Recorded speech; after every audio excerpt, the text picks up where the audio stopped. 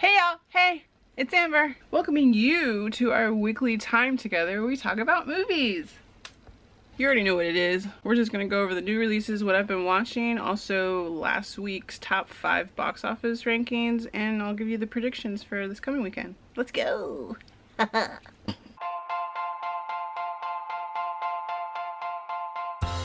Let's talk new releases. Actually, let's take this jacket off, it's hot. Florida. So the only new releases that are coming out, there's 2 wide releases, which is the movie Old and the movie Snake Eyes. But there is also there's a bunch of limited releases, but the only one I'm actually interested in is Joe Bell. You guys might have remembered I talked about that a couple weeks back, so you should check it out. The movie Old, I've seen the trailer for. It actually looks pretty good. I believe it's an M. Night Shyamalan movie, which I should do better research. It does look good because it doesn't really show too much in the trailer, which is why I want to go see it, but I won't be going this first weekend because crowds. Plus also, I'm probably going to go see Joe Bell, to be honest. Like literally, I will be getting tickets after I finish all of this. Snake Eyes is the other wide release, which I'm definitely not planning on seeing. I've seen, I don't know how many trailers have come out for it. It always looks like the same thing, and it's just not my type of movie, so I don't plan on seeing it. Robots in disguise. Comment down below if you plan on seeing any of those movies or any other movies that have been out for a while, cause I wanna know. I am officially caught up with all of the Fast and Furious movies, and I have opinions because oh my god, what the hell? That's including Hobbs and Shaw, because oh my god. Hopefully, if I can find the time, I will be making a video to rate all of them for you guys and let you know what I feel in my heart. Alright, that's it for movies. I actually watched a lot of TV this week. I finally got caught up with This Is Us. I was actually like 4 episodes behind, and I don't know about you guys, but that brotherly love episode was amazing. Like, I really loved the way that they were talking out their feelings with each other, Kevin and Randall, since they got in a little tiff earlier in the year. Or actually, was it last season? I don't remember now. Which, as per usual, the season finale ends with a cliffhanger. Like, you were legit hanging off of the cliff. If you watch This Is Us, then that's natural to you.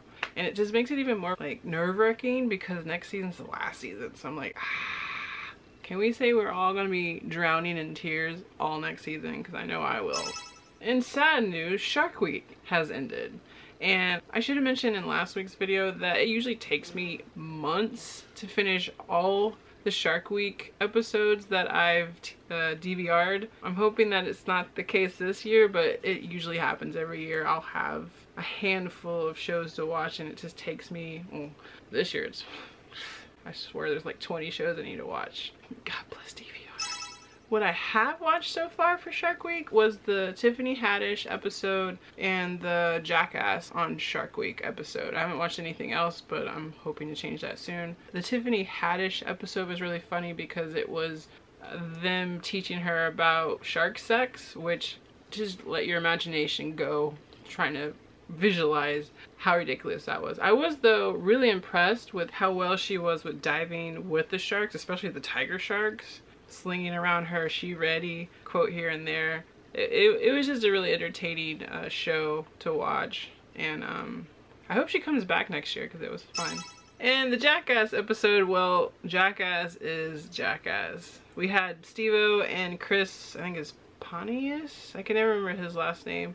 They show up with newbies named Jasper and Poopies, which was funny because Craig O'Connell, which is the scientist that was with them, kept calling him Poopsies by accident. All they were doing was gathering stats and readings and stuff for sharks for Craig O'Connell, which again is the scientist that was with them. But I think the funniest part was all the what the fuck expressions Craig kept giving them every time they would do something ridiculous. Like at one point, Jasper was sitting in a tube out in the middle of the ocean with bait attached to the tube waiting to measure bite pressure, I believe.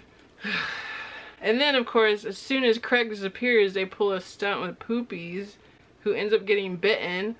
But holy crap, was I impressed with the medic people, how quick they were to help him. He got bit on his hand. There's blood everywhere. Either way, it was a really enjoyable episode. I hope they're there next year as well, but who knows after that. Okay, so update on Atlanta Missing and Murdered, The Lost Children. I have finally finished it. It is a 5-part series, and it was super interesting.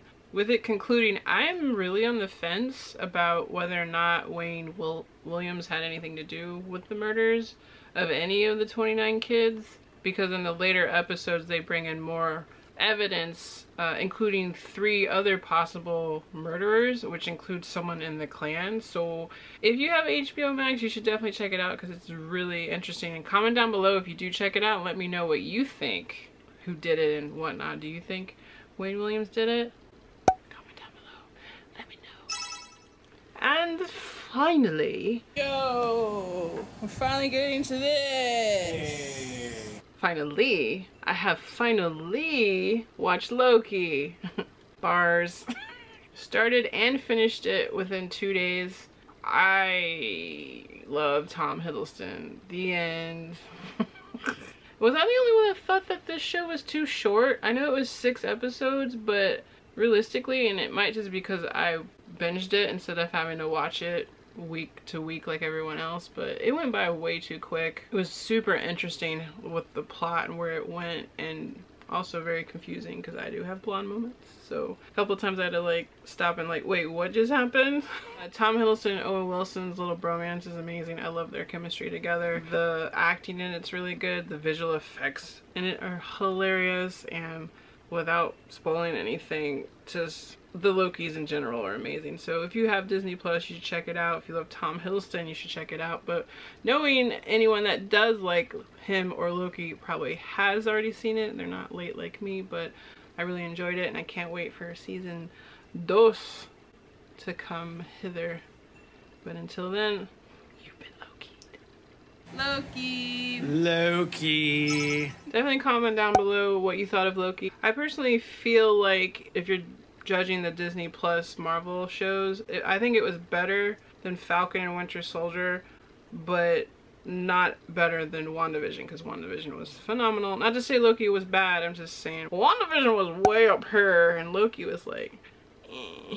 So it's close, but definitely check it out. Definitely let me know down in the comments what you think. Also, are you planning on seeing any of the new movies this weekend? If so, let me know which ones, and when you do see them, let me know what you think. Now it's prediction time! Predictions! My predictions for July 16th through the 18th are as follows. I chose number 1 to go to Black Widow, number 2 to Space Jam. Space Jam. Number 3 is Fast and Furious 9. Number 4, The Boss Baby Family Business. And number 5, Escape Room Tournament of Champions. Boy, did I mess up those predictions. And you'll see why next. Alright, so let's go over the changes for the top 10 from last weekend. We got 3 movies that we are saying goodbye to this week. First up, In the Heights at number 14 this past weekend. It was number 11 the previous weekend. Number 13 was Peter Rabbit 2, which came in at number 8 the previous weekend. And at number 11 is Hitman's Wife's Bodyguard, which was number 7 the previous weekend. I'm so glad I don't have to say that tongue twister anymore. Oh my god. I still haven't seen any of these. Obviously, probably won't see Peter Rabbit 2 or Hitman's Wife's Bodyguard because I haven't seen the 2 originals, but I am planning on seeing In the Heights at some point. Bye guys!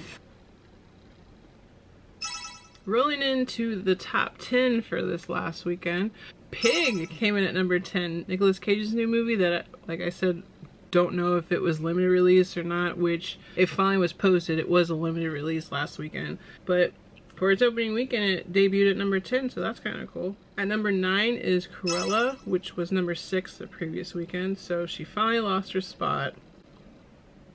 Number 7 is A Quiet Place Part 2, which the weekend previous, it was number 5. And rounding out the top 10 at number 6 was The Forever Purge, which it was at number 4 the weekend previous to that.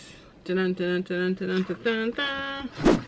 And for the main event, the top 5 movies for the weekend of July 16th through the 18th. Like we discussed last week, Space Jam and Escape Room were the only two wide release movies, so let's see how well they did. At number 5 was Boss Baby Family Business, making $4 million last weekend, and it was at number 3 the previous weekend. So wow, I already know I'm already messing up these predictions from last weekend. Number 4 was Fast and Furious 9, making $7 million, and the previous weekend it was at number 2. At number 3 was Escape Room Tournament of Champions, debuting with $8 million for its opening weekend. It's way higher than what I thought it would get. At number 2 was Black Widow with $25 million this last weekend. And the previous weekend, which was its opening weekend, it was number 1. So pretty much everything shifted down, it looks like. Because that leaves number 1, Space Jam: A New Legacy, making $31 million for its opening weekend.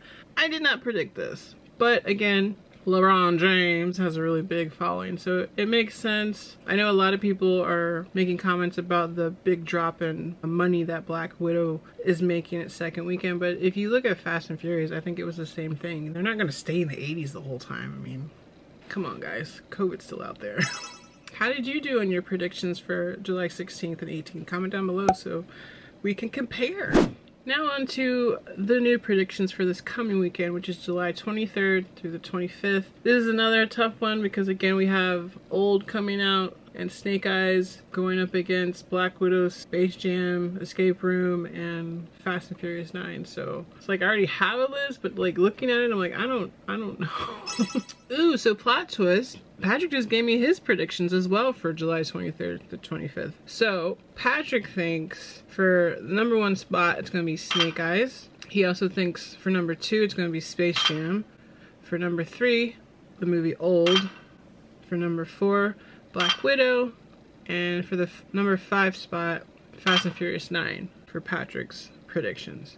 Now, for my predictions, which I just redid because, I don't know, it's a tough one. I put Snake Eyes at number 1. I put Black Widow for number 2. I put Space Jam for number 3 because I really think it's not going to stay up pretty high. I know it's a family film, but I really don't think it's going to stay up too high. I put for number 4 the movie Old because it is M. Night Shyamalan, but we have Snake Eyes, and watch it be flipped. Like Old does better than Snake Eyes or something. That's going to throw me. And then since I don't think Escape Room Tournament of Champions is going to stay in the top 5 very long, I put that as number 5, even though I kind of agree with Patrick that it might be Fast and Furious 9 at number 5 for this coming weekend, but we'll see.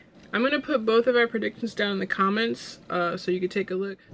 Well, that's a wrap for this week's movie talk. So like I said before, definitely comment down below. Let us know what you're going to see this weekend, what you think about Loki and all those other television shows we mentioned, as well as put your predictions down for this upcoming weekend so we can compare and discuss. If you had fun today with us, make sure to like this video and subscribe so that you're notified for every new video that's posted on this channel.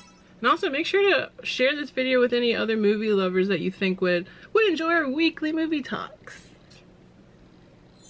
Until next time, y'all, be safe, be well, be silly, and as always, please tell your mother I said hello. Bye.